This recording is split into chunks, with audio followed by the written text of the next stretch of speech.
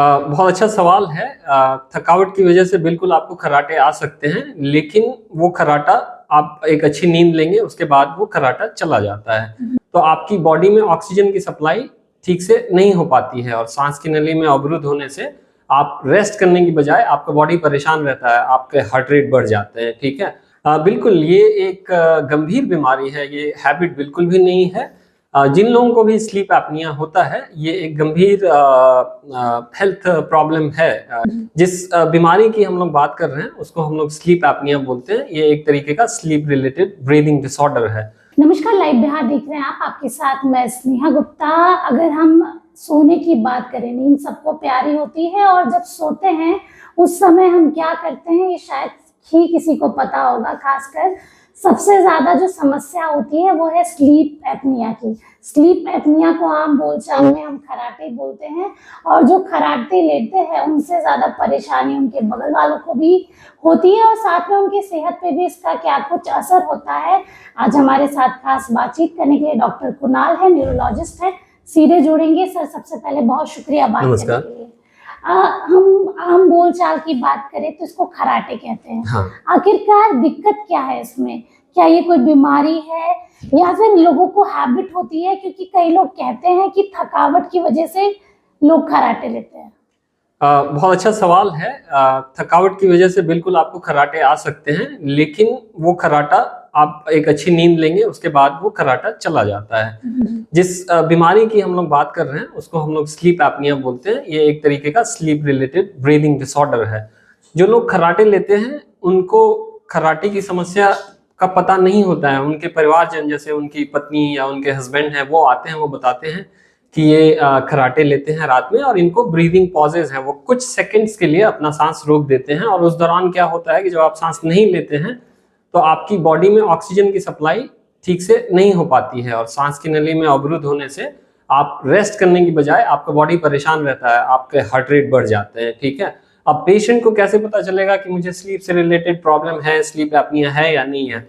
ये पेशेंट जब सुबह उठते हैं तो इनको लगता है कि अरे मैंने तो अच्छी नींद ली, 7-8 घंटे सोया हूँ, फिर भी मुझे रिफ्रेशिंग जो फीलिंग आती है ना एक कि सोने के बाद भी थकान लगना, वो उठेंगे बोलेंगे मुझे थकान फिर भी लग रही है। उठने के बाद उनको मॉर्निंग हेडेक्स लगता है कि मुझे हेडेक हो रही है और दिन में उनको डे टाइम स्लीपीनेस रहता है। इतने सोने के बाद भी उनको लगता है कि हम को दिन में हमेशा नींद आ रही है। वो ज्यादा चाय कॉफी पे डिपेंडेंट रहते हैं कि उस नींद को फाइट करने के लिए। तो डे टाइम स्लीपीनेस जो है उसका मोस्ट कॉमन सिम्टम होता है। जी। ये क्या कोई बीमारी है या फिर एक हैबिट हो जाती है? बिल्कुल ये एक गंभीर बीमारी है, ये हैबिट बिल्कुल भी नहीं है। जिन लोगों को भी स्लीप एपनिया होता है ये एक गंभीर हेल्थ प्रॉब्लम है, हेल्थ की समस्या है जिसका इलाज जितनी जल्दी से जल्दी आप करा लें उतना बेहतर रहता है। अदरवाइज अगर आप इसको ट्रीट नहीं कराते हैं तो इसके कॉम्प्लिकेशंस काफी सिवियर होते हैं बाद में और समय रहते इसका उपचार बहुत ही जरूरी है।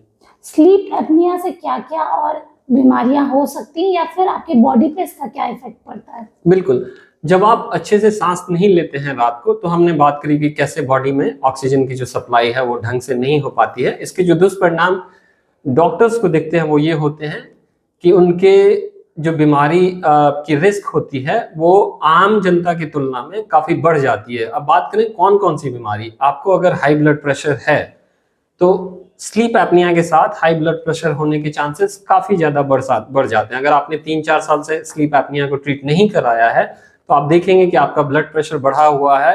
कई बार ये होता है कि हम दवा दे रहे हैं, एक दवाई दी हाई ब्लड प्रेशर के लिए, 2 दवा दी, 3 दवा दी, इसके बाद भी उनका ब्लड प्रेशर कंट्रोल नहीं है। इसका मतलब है कि उनको स्लीप से रिलेटेड स्लीप एपनिया की जो बीमारी है वो हो सकती है। इसके और भी गंभीर दुष्परिणाम है। जैसे हम दूसरी अभी चीजों की अगर बात करें तो आपके हार्ट की जो गति होती है वो एक रेगुलर रिदम में होती है, लेकिन जिनको स्लीप एपनिया होता है उनके हार्ट की गति जो है इर्रेगुलर हो सकती है, जिसको हम लोग मेडिकल भाषा में एट्रियल फिब्रिलेशन कहते हैं। उसमें क्या होता है कि हार्ट जो है अच्छे से बीट नहीं करता है, क्लॉट्स बनते हैं और वही क्लॉट फिर ब्रेन में जाके या किसी दूसरे ऑर्गन्स में जाके आपको स्ट्रोक कराते हैं। तो इसका गंभीर दुष्परिणाम है और ये एक ट्रीटेबल कंडीशन है। अगर समय रहते आप इलाज करेंगे तो ये तो हार्ट पे इसका दुष्परिणाम हुआ। दूसरे ब्रेन की बात कर लें तो आपको ब्रेन में जो डिमेंशिया होती है, आजकल आप सुनते होंगे कि उम्र हो जाने के बाद किसी को याददाश्त की बीमारी बढ़ रही है, तो अगर आपको स्लीप एपनिया है तो आपको आगे चल के अगर आपने इसकी ट्रीटमेंट नहीं कराई है तो डिमेंशिया होने के रिस्क काफ़ी बढ़ सकते हैं। आई में बात करें तो ग्लाउकोमा की रिस्क बढ़ जाती है। एसिड रिफ्लक्स की काफ़ी समस्या है आजकल सोसाइटी में, जो कि कई कारणों से होती है, लेकिन एक स्लीप एपनिया भी इसका प्रमुखता से एक कारण आता है, जिसमें अगर किसी को स्लीप एपनिया है तो उनके मतलब एसिड रिफ्लक्स की जो समस्या है वो काफ़ी बढ़ जाती है।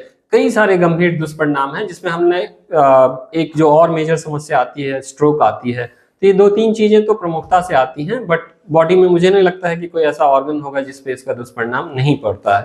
और डॉक्टर कुणाल, अगर हम बात करें खराटे की बीमारी की या स्लीप एपनिया की, लोगों में अवेयरनेस ज्यादा नहीं है। बिल्कुल, क्योंकि लोग सोचते हैं कि खराटे ले रहे हैं, थके हारे हैं। कितना जरूरी है लोगों को अब जागरूक होना, क्योंकि जिस तरीके का माहौल चल रहा है, हम लोग अपनी लाइफस्टाइल को मेंटेन नहीं कर पा रहे हैं, भाग दौड़ भरी जिंदगी है, उस बीच अवेयरनेस होना कितना ज्यादा जरूरी है। बिल्कुल। देखिए, ये प्रिवेंटिव मेडिसिन का पार्ट होता है। इसको अगर स्लीप एपनिया के प्रिवेंटिव एस्पेक्ट को अगर आप देखें तो ये एक बिल्कुल ही ट्रीटेबल कंडीशन है, और जब आप इसको ट्रीट करते हैं तो इन सब बीमारियों का रिस्क जो है, stroke, hypertension, dementia, heart problem, AFib, ये सारी चीजें जो है, इसके बारे में अवेयरनेस, लोगों में जागरूकता फैलाने की बहुत जरूरत है। क्योंकि लोग तब जाते हैं जब स्ट्रोक हो जाता है और उसके बाद उनको पता चलता है कि अच्छा, मुझे तो स्लीप एपनिया भी थी, काश मैं 20 साल पहले इसका इलाज करा लिया होता। तो समय रहते इसके लिए अवेयरनेस फैलाना, जो हम लोगों के माध्यम से, डॉक्टर्स के माध्यम से होता है और मीडिया के भी माध्यम से होता है, तो ये आप लोगों ने बहुत अच्छा इनिशिएटिव और एक पहल लिया है, जो आप प्रिवेंटिव चीज़ों के बारे में बात कर रहे हैं, जैसे ट्रीटेबल कंडीशन है, स्लीप एपनिया है। यही नहीं, मैं उनको ये भी बोलता हूँ कि आप जब स्लीप एपनिया का इलाज करते हैं तो आपकी क्वालिटी ऑफ लाइफ में जमीन आसमान का फर्क होता है। आपका चिड़चिड़ापन, आपकी थकान, वो सारी चीज़ें दूर हो जाती हैं। आप अपने वर्क पे काफ़ी प्रोडक्टिव हो जाते हैं। आप अपने फैमिली को एक अच्छा समय, अपने बच्चे को या अपने पेरेंट्स को एक अच्छा समय दे पाते हैं। तो ये इसके बारे में लोगों को बहुत जागरूक करने की ज़रूरत है। मैं आपसे पूरी तरीके से सहमत हूँ कि जिस तरीके के इसके दुष्प्रभाव और परिणाम हैं, उसके बारे में लोगों को जानकारी नहीं है, और बहुत लोग समय रहते इसका इलाज अगर करा लेते हैं तो काफ़ी चीज़ों से बच सकते हैं। तो देखिए, आम बोलचाल की भाषा में इसको खराटे कहते हैं और लोग काफी ज्यादा इसको नॉर्मली लेते हैं, लेकिन इसके दुष्प्रभाव आपको डॉक्टर साहब ने खुद ही बताए, और जितनी जल्दी हो सके अगर आप इसका ट्रीटमेंट कराते हैं तो आपके जीवन पर इसका असर दिखेगा और आपके अगल बगल वालों पर भी इसका असर दिखेगा। क्योंकि एक आदमी की जिंदगी से, एक परिजन की जिंदगी से काफी ज्यादा लोगों की जिंदगी कनेक्टेड रहती है। उनकी खुशी से उनको फर्क पड़ता है और उनके दुख से ही उनको दुख भी पड़ता है। तो आप अगर इस चीज से प्रभावित है तो इसका इलाज जरूर कराएं और अवेयरनेस फैलाएं। ये नहीं कि मजाक में खराटे ले रहे हैं बोल के इस चीज को टाल दें। आप बने रहिए हमारे साथ, तब तक के लिए बहुत बहुत शुक्रिया। बिहार बोर्ड 10वीं 12वीं परीक्षा की डेट शीट आ गई है। क्या आपकी तैयारी अभी अधूरी है? घबराने की कोई जरूरत नहीं। आ गया है read and pass quick reviser crash course book, जो दे आपको परीक्षा के लिए VVI प्रश्नों की अल्प समय में बेहतर तैयारी। प्रकाशक भारतीय भवन, खजांची रोड, पटना।